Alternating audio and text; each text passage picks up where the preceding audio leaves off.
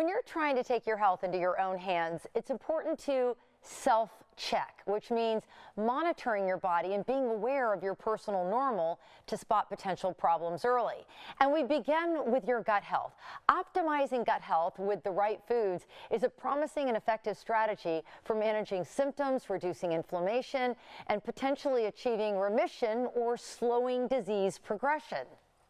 Joining me now is a woman who reversed her own health issues through food, holistic functional doctor and best-selling author of You Can't Outrun Your Fork, Dr. Anya Szigeti. Dr. Anya, it is so great to see you again. Thank you, Gail. Great to be here again. So I know you've shared your story before, but Bloom is growing. We have a lot of new guests. It's been a minute. Talk to me a little bit about your personal health journey that you were able to reverse just through your studies, and it kind of motivated you to do what you do today. Yes, so the reason why I actually wrote my best-selling book was because of my own health struggles and why I became a doctor as well.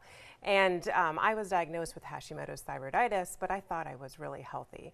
I was very active. I was doing Ironman triathlons and ultramarathons, but I was exhausted. And my body was just not where I felt it should be to be as healthy as I was.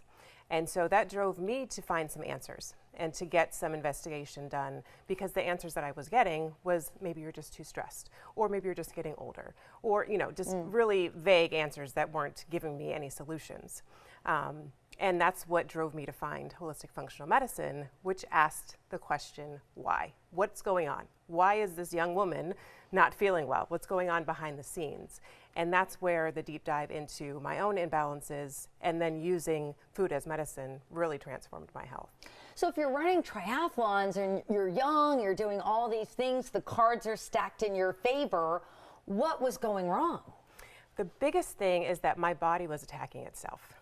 And so the things that I thought were helping me were actually hurting me. So I was relying on a lot of ultra-processed foods, especially ultra-processed sports foods that have a lot of ingredients in there that can cause things like leaky gut, blood sugar crashes, and triggering inflammation.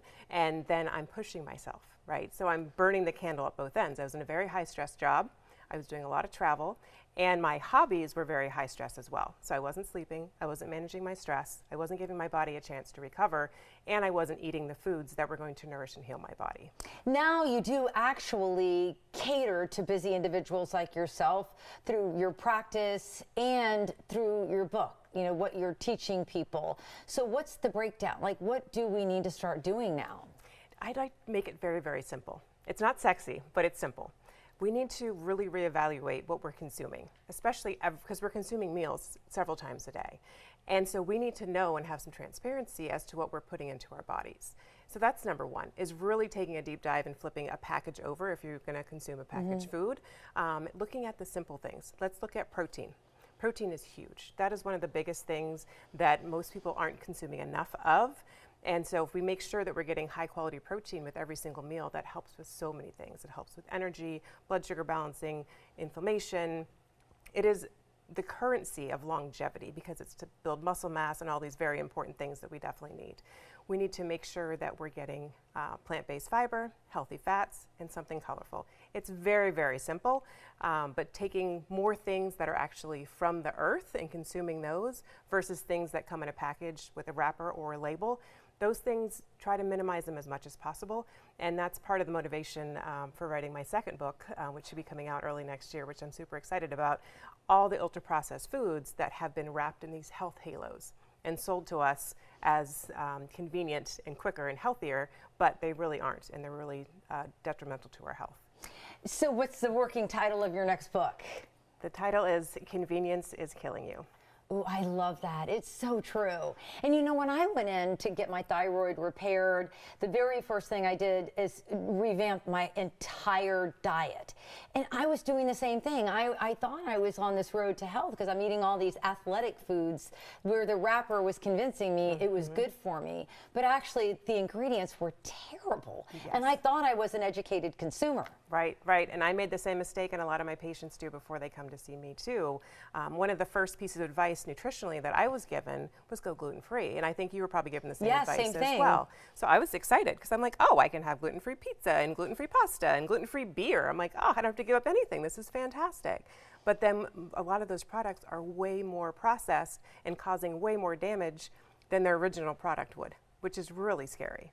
The one thing I've also learned from you over the years, and a number of different chefs and people that come on the show, is that cooking real foods is not difficult. I mean, you can do it very quickly. If you've got a good, like, air fryer or, you know, or anything, like, you can start making great foods in minutes. And that's a lot of what I write about in my second book, is there are conveniences that I will defend that are going to actually make our life healthier.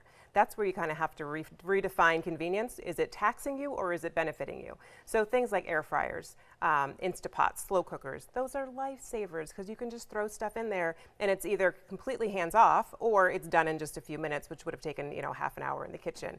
But that's a lot of the recipes that I'll be sharing in my second book as well, is assembly.